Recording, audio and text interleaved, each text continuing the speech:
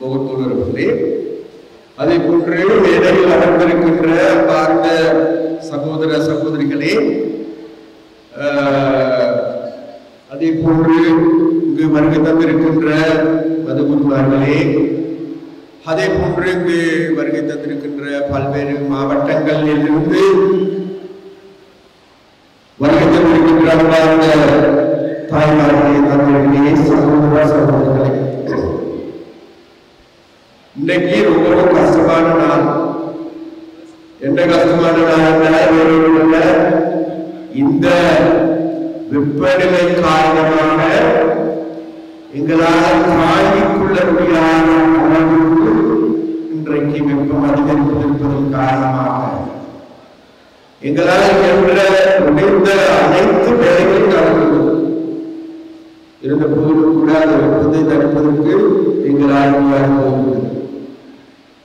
இருந்த போதிலும் கூட இன்றைக்கு எல்லாருக்குமே தெரியும், இன்னைக்கு நாள் என்னவென்றால் வேறொன்றுமல்ல, இலங்கையில் மே தினம். அந்த மே தினம் என்பது இன்னைக்கு நேற்றல்ல, அதாவது 130 வருடங்களுக்கு மேலாக இடம்பெற்ற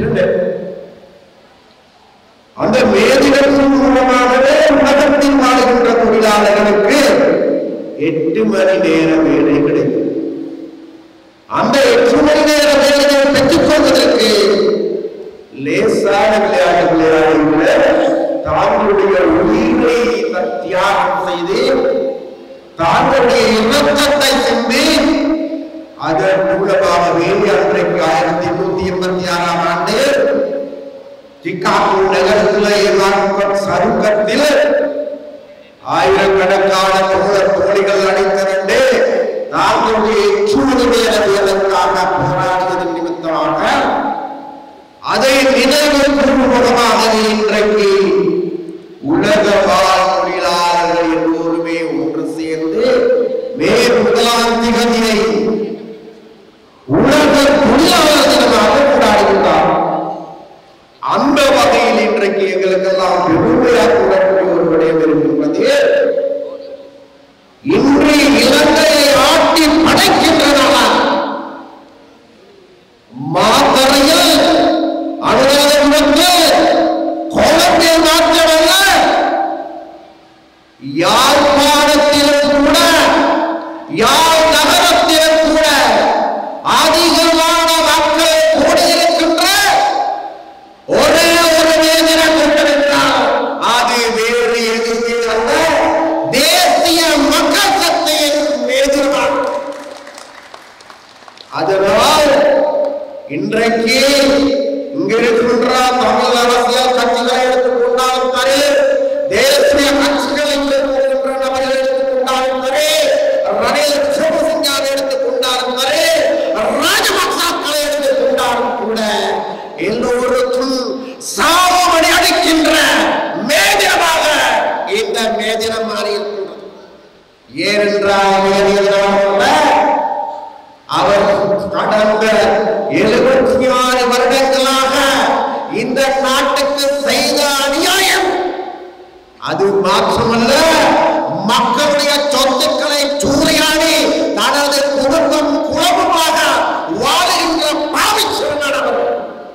அது மாத்திரமல்ல, இலங்கையில் தமிழனையும் சிங்களவனையும் முஸ்லிமையும் பிரித்து துண்டாடி அதன் மூலமாக தாங்களுடைய இனத்தை தத்தெடுத்துக் கொள்வதற்காக காவாளித்தனமான அரசியலை, இனவர்மன அரசியலை கட்டாத்து விட்ட பாதிகள் வேறு யாரும் அல்ல, இந்த 2 கும்பலமாகும்.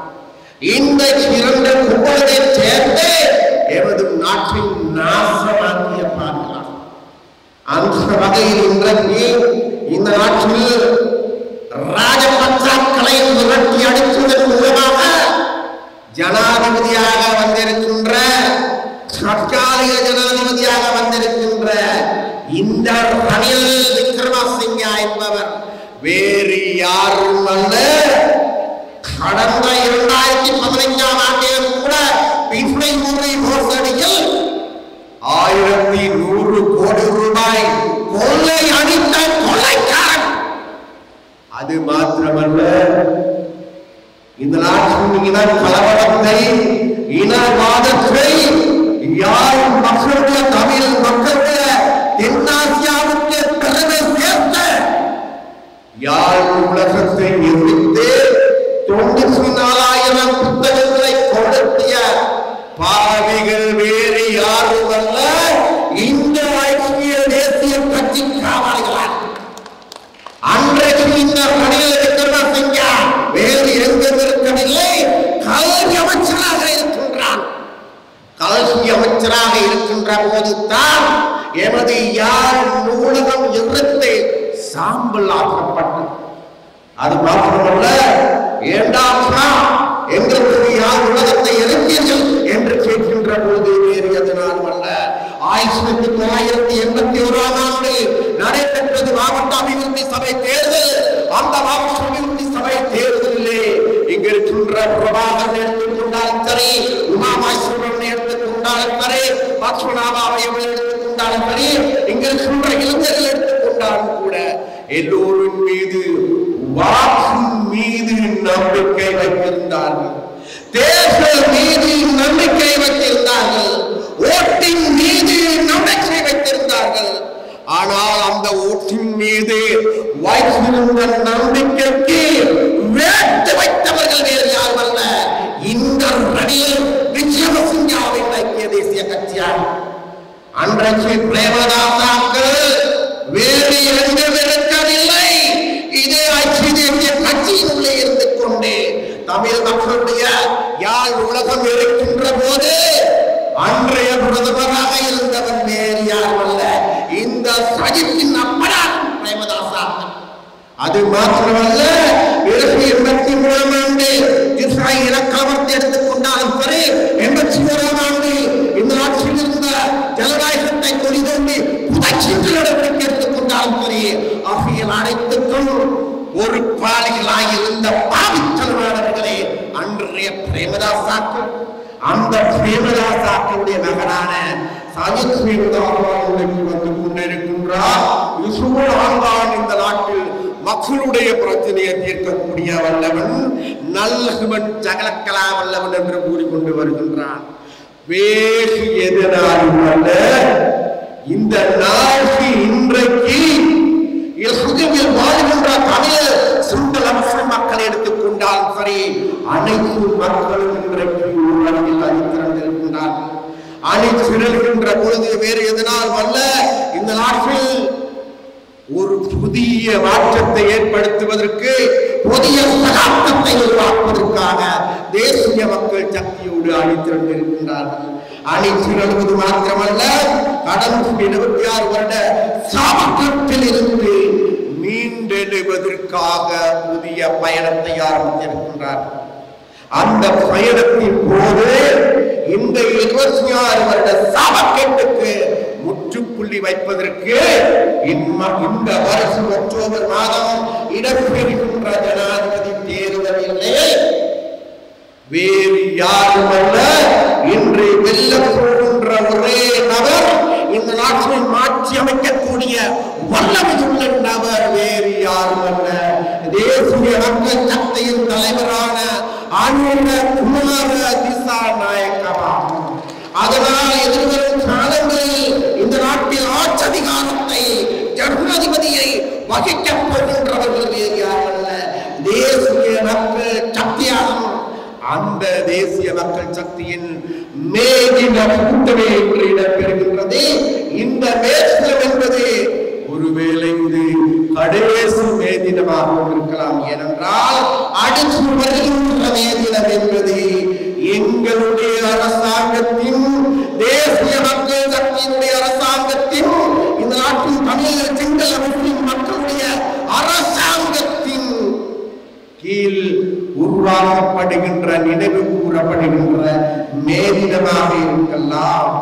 அதனால் இலங்கையில் வாழ்கின்ற தமிழ் சிங்கள முஸ்லிம் மக்களிடம் மிக மிக அன்பாக நாங்கள் கேட்டுக்கொள்கின்றோம்.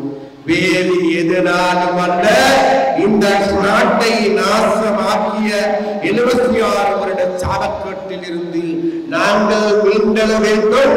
அதற்காக இன்று நாடு தினங்களை கொண்டாடி வருவது வேறு யாரும் அல்ல, தேசிய மக்கள் சக்தியாகும்.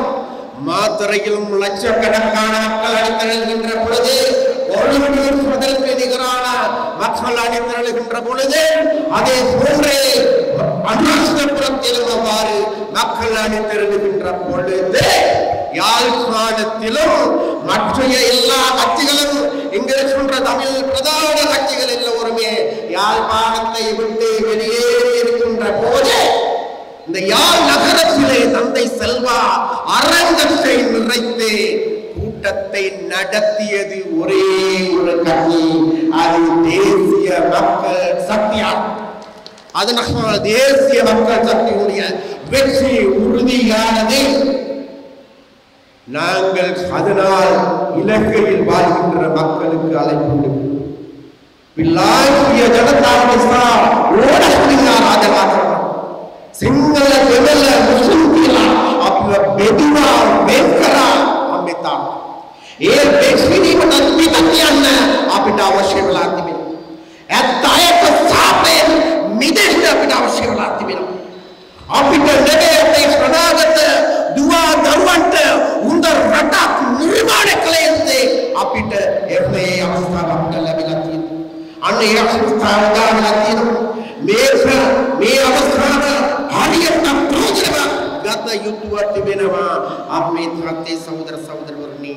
අන්නේ මිනිසා අපිටදරේ ඉතා ගෞරවයෙන් කියා සිටිනවා අද මුළු රටම රක්ෂ වර්ණයෙන් බෙදලන මුළු රටම හොල්ලන දවස තමයි මේ වසර මේ දිනය. ගාල්ලේදී මාතලදී කොළඹදී ඒ වගේම අනුරාධපුරයේදී ලක්ෂ ගණන් ජනතාව රැස් වෙන විට යාපනයේකට දෙවනි නැතුව යාපනයේ තියෙන සියලුම දේශපාලන පක්ෂය යාපනයේ නගරය අතහැරලා දුරදැර ප්‍රදේශවලට පිටමන් වෙලා තියෙන අවස්ථාවක යාපනයේ නගරයේදී නගර මාධ්‍යයේ තියෙන තන්දේ සෙල්වා රගහල පුරාණ එකමෙක මැදිරියයි පවත්න්නේ ඒක ජාතික ජනබලවේගයේ මැදිරිය. එමෙනිසා හැම පැත්තෙම සුබ නිමිති පාල වෙලා තිබෙනවා. එමෙනිසා ආදරණීය අම්මේ තාත්තේ සහෝදර සහෝදරවරුනි අපිට අවුරුදු 6ක් මේ සාපේට මුණ දුන්නා. අපි අවුරුදු 6ක් බලා සිටියා. තව මාස 6ක් තියෙනවා. අන්න ඒ මාස 6 වෙනුවෙන් ඔබේ අපේ දුවා දරුවන් වෙනුවෙන් මෙරටේ අනාගතේ වෙනුවෙන් එකාවෙන් ජාති ආගම් ભેද නැති නව නිදහස් සරණයක් සඳහා සටන් වදිමු කියන තීරණාවේ යටතේ මේ ජෛනිය පවත්වන එමෙනිසා ඕනකමෙන් ඉල්ලා සිටිනවා අපේ අම්මා තාත්තා සහෝදර සහෝදරියන්ගේ අපි සියලු දෙනාම එකතු වෙමු.